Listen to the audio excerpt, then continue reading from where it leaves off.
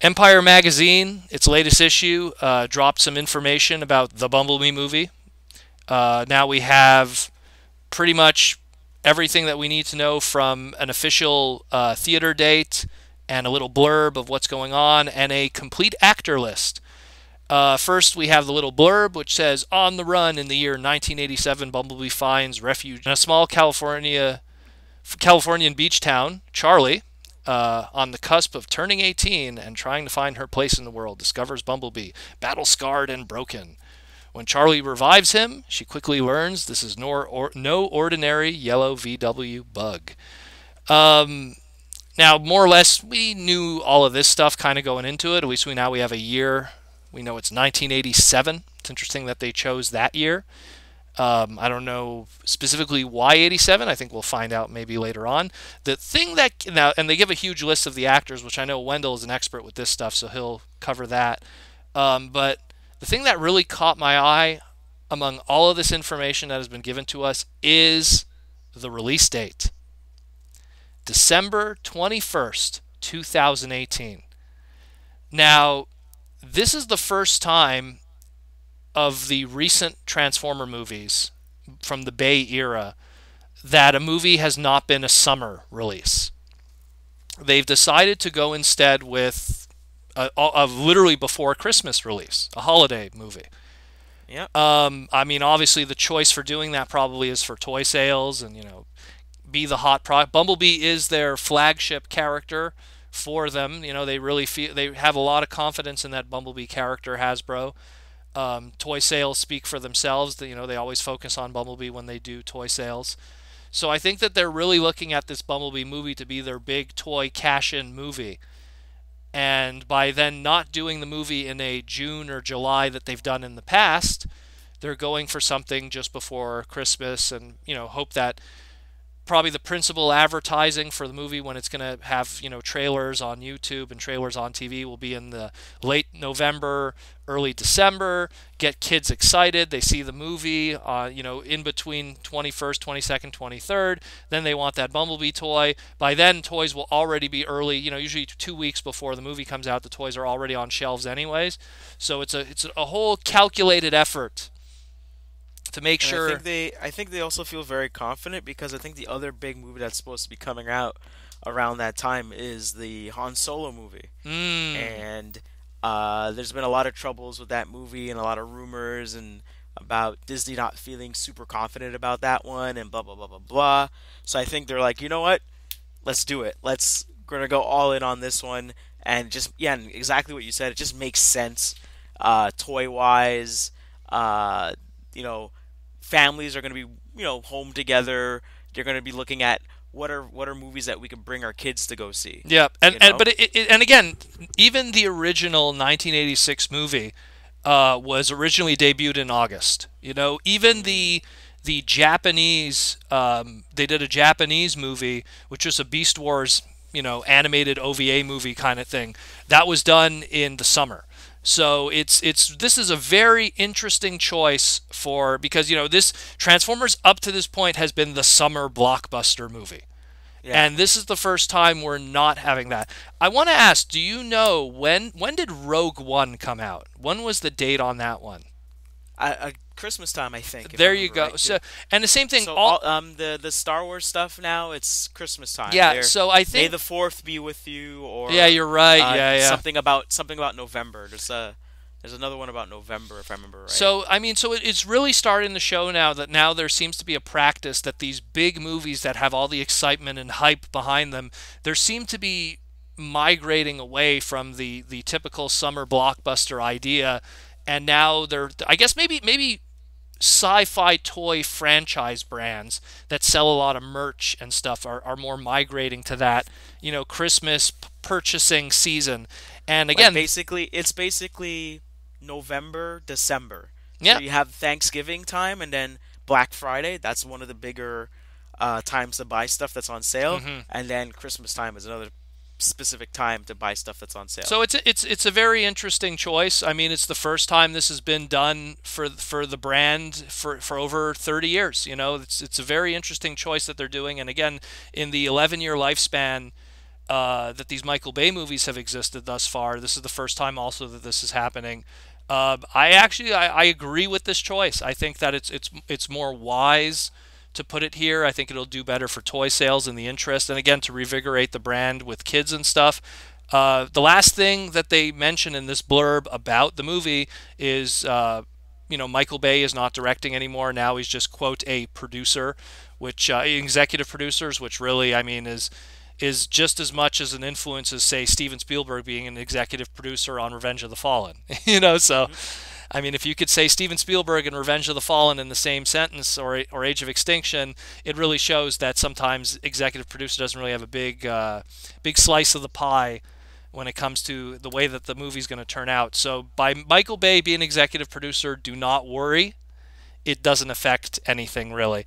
But the list of actors, and Wendell, you could. I wanted to point out one of the executive producers here is also Stefan Schneider, who also. Oh no, wrong person. Oops. Chris Bingham. Sorry, Bry. How do you pronounce that? It would be Brigham, I would imagine. Brigham, I think. And he executive produced, I think, Argo and Inception. Okay. So I'm like, what? That's those are big movies. Those are big deal movies. Again, those are respected movies. In that list of executive producers, Brian Goldner is there, who's one of Hasbro's CEOs. So I mean that list, the executive producer list, which consists of like 6 people, that's something I'm not really too focused on, because that list, executive producers of the previous Transformer movies, have rarely affected the product. It's always been the actual director, and the director for this movie, which is Travis Knight. I mean, unfortunately, like I'm looking at like what I know that he's done, and that's Kobo and the Two Strings and Coraline, and I mean those weren't exactly like amazing movies or something. So no, I thought they were pretty amazing. No, but I mean like in terms of I mean they didn't make crazy amount of money, but they're well respected movies. Well, both of them are stop motion animation, and there's a lot of effort that goes into that. And I feel he could tell stories. I feel Travis Knight is a person that could definitely tell a story. But the thing is he's that not half-assing it. I hope that he could tell a story that really is about the characters. You know what I mean? Because that has been Did you get the chance to see Kubo?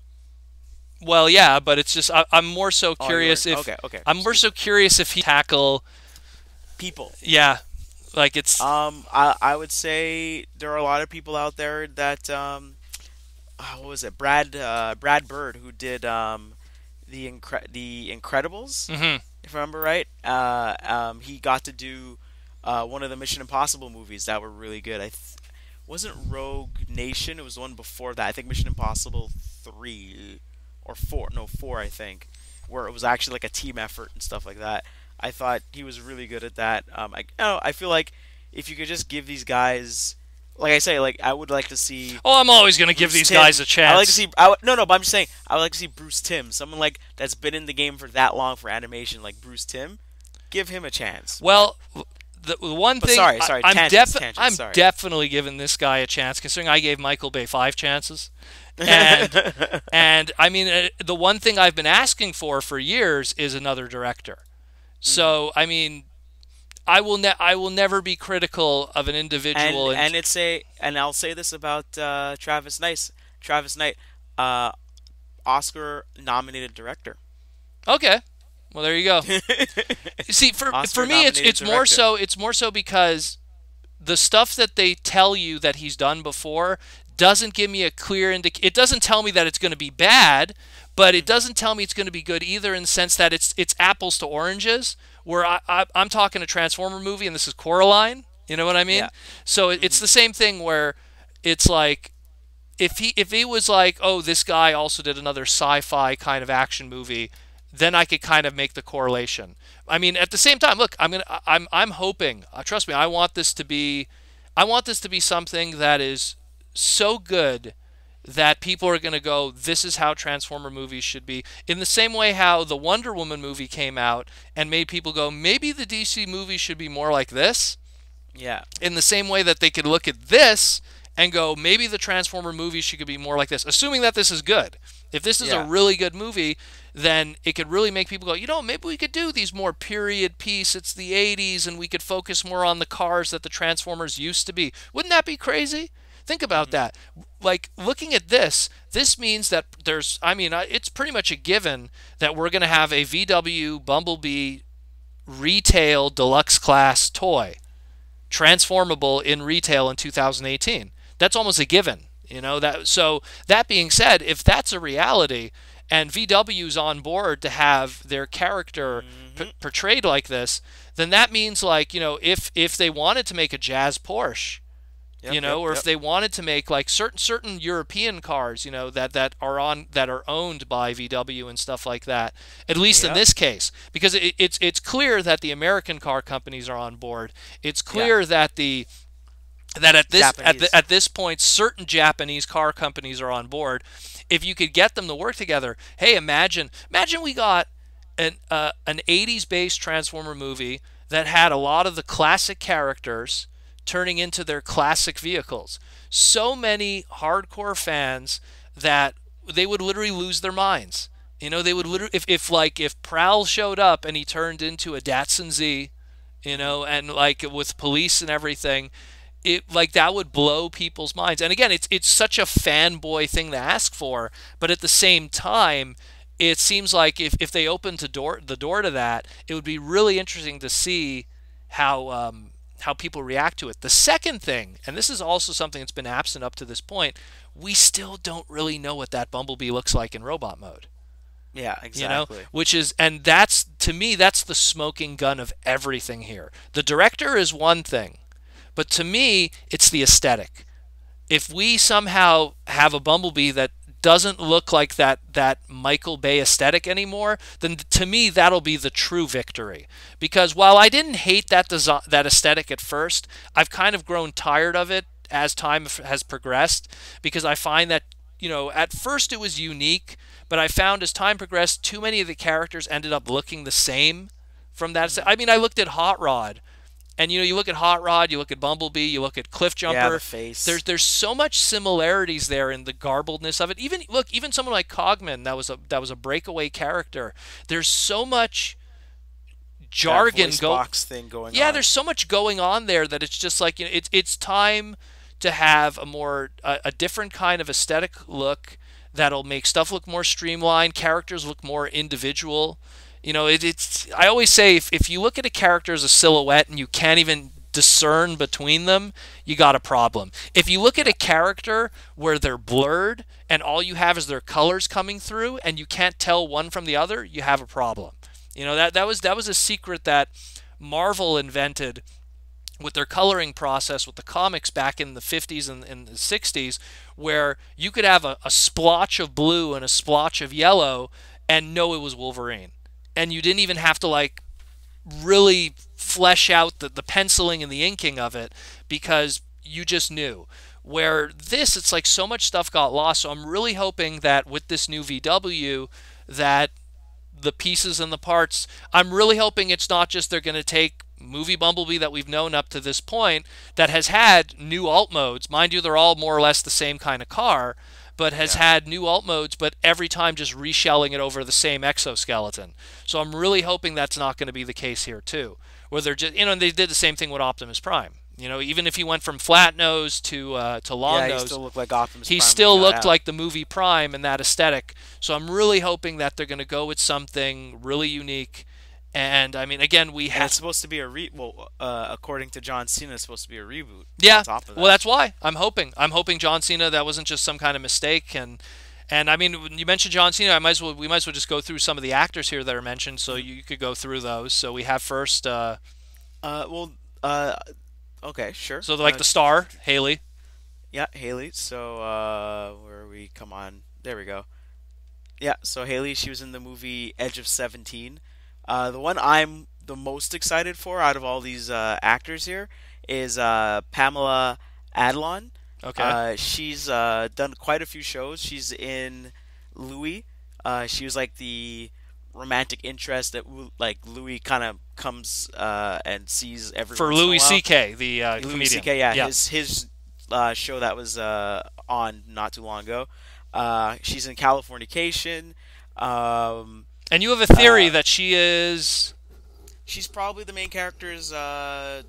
mom. I'm Okay. assuming, just because like she's a older woman, well, middle aged woman with black like dark brown hair, and I'm just assuming that Yeah, yeah. like that's gonna be her mom. But here's the main reason I'm talking about this particular actress is because if you look at her IMDb and you scroll down, as soon as you get to Adventure Time, you're like, oh, she does voice acting. Who did she do in Adventure Time? She does Gunther, the penguin. Okay. So her line just wah wah, and keep scrolling down. She does. She was in King of the Hill. Who does she play in that? Bobby Bobby Hill. Hill. You keep scrolling down. She was in Recess. Who does she play in Recess? Spinelli. So So the tough girl from that crew of yeah, people. She plays that particular person. I have a She was also in the Thundercats revival show as well. Pumra, Pum, yeah, Pumra. Yeah. Ra. Yeah, so she played Pumra. Like she's working. This girl has always been working. I have a question. There's one actor that says here it's from Spider-Man: Homecoming. Which actor was that? I have no idea. Yeah, It's because I'm like, who was that? Like some kind of like background character that was part of like, maybe because like was it part of Spider-Man's like spelling bee team or whatever that was that they were part of there? because when I looked him up, I'm like, I don't know who this is. Yeah, What's his name? it's George, but not spelled like George. Like you think Jorge, Lendenberg Jr. His name is Jason in the movie.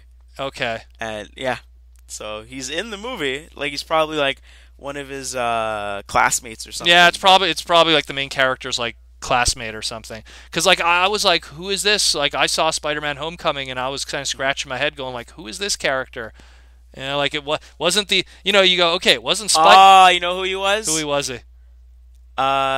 He's the when they do those little segments of the school news, the school news. Oh God, it was that.